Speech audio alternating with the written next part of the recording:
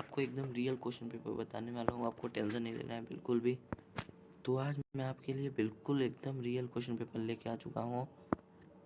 तो चलिए वीडियो को स्टार्ट करते हैं तुरंत, और आपको मैं बिल्कुल दिखाने वाला हूँ। तो आप ये देख सकते हैं, सही विकल्प चुनकर लिखिए। आपको 1 नंबर के 6 प्रश्न आ जाएंगे, 3 ये रहे, 3 और मैं दिखा रहा हूँ। आपको ये देख लेने हैं कि इसके आंसर भी इसमें दिए हुए हैं। यह 6 प्रश्न हो जाएंगे आपके, 6 सही विकल्प चुनकर लिखिए के। फिर आ जाते हैं हम रिक्त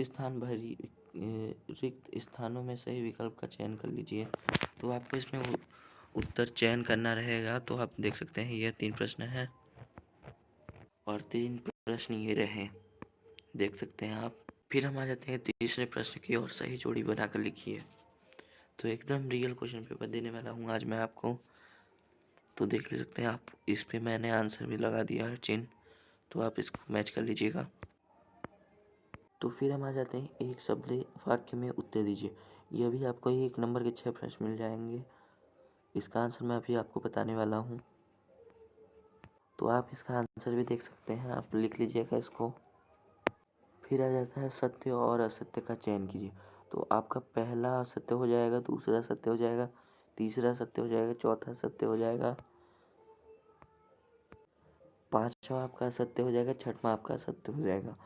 फिर हम आ जाते हैं प्रश्न की ओर। 2 नंबर का प्रश्न है, रीतिकाल को श्रृंगार काल क्यों कहा गया है, लिखिए। अथवा कविता की कोई 2 विशेषताएं लिखिए। नई कविता की कोई 2 विशेषता लिखिए। अथवा में आप कोई एक कर लेंगे। फिर 7 प्रश्न, तुलसीदास अथवा नागार्जुन की कविताएं बताइए, लिखिए। निम्नलिखित बिंदु के आधार पर लिखिए। 2 रचनाएं भाव पक्ष। फिर 8वां प्रश्न है, राम लक्ष्मण परशुराम स्वाद पाठ के आधार पर राम के स्वभाव की कोई 2 विशेषता लिखिए। अथवा गोपियों के अनुसार राजा का धर्म क्या होना चाहिए, कोई एक लिख सकते हैं आप। राम लक्ष्मण ने वीर योद्धा की क्या क्या विशेषता बताई हैं। कविता का शीर्षक गुस्सा क्यों रखा गया है। अथवा में है 9वां प्रश्न, 2 नंबर का आप कोई एक कर सकते हैं। महाकाव्य एवं खंड काव्य में अंतर लिखिए। स्थायी भाव और संचारी भाव में 2 अंतर लिखिए। एकदम रियल क्वेश्चन पेपर है भाई, आप लोग देख सकते हैं। अतिशयोक्ति अलंकार की परिभाषा उदाहरण सहित दीजिए। आप सारे प्रश्न देख सकते हैं, एकदम रियल पेपर है। चौपाई चंद की परिभाषा उदाहरण सहित दीजिए। कहानी और उपन्यास में 2 अंतर लिखिए। नाटक और एकांकी में 2 अंतर लिखिए। स्वयं प्रकाश अथवा मन्नू भंडारी की साहित्य विशेषताएं निम्नलिखित बिंदुओं के आधार पर लिखिए। 2 रचनाएं, भाषा शैली। भगत की पुत्रवधू उन्हें अकेला क्यों नहीं छोड़ना चाहती थी। बिस्मिल्लाह खां को शहनाई की मंगल ध्वनि का नायक क्यों कहा गया है। सुधीर बाघों में क्या अभिप्राय है। सेनानी न होते हुए भी चश्मे वाले को लोग कैप्टन क्यों कहते हैं। तो एकदम रियल क्वेश्चन पेपर है। चैनल को सब्सक्राइब कर लीजिएगा, वीडियो को लाइक कर दीजिएगा।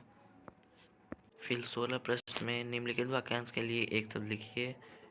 2 भाषाएं बोलने वाला जिसका आकार न हो। अथवा निम्नलिखित मुहावरे अर्थ लिखते हुए वाक्य में प्रयोग कीजिए। खून पसीना एक करना, गागर में सागर बनना।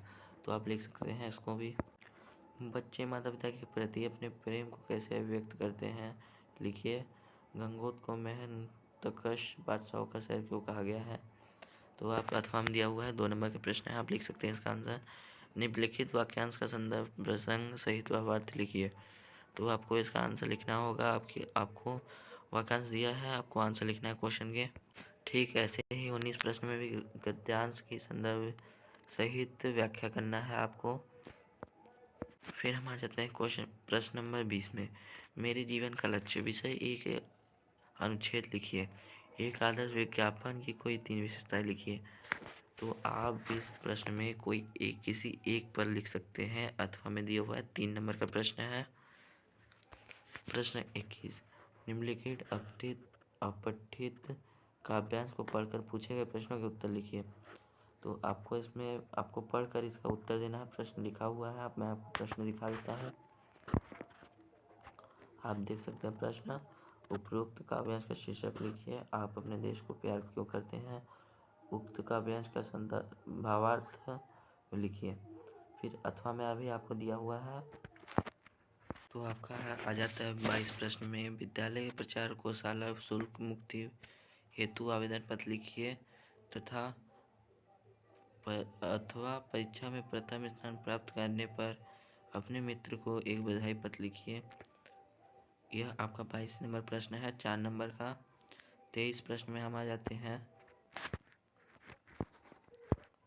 तो देख सकते हैं, निम्नलिखित में से किसी एक विषय पर रूपरेखा सहित सारगर्भित निबंध लिखिए।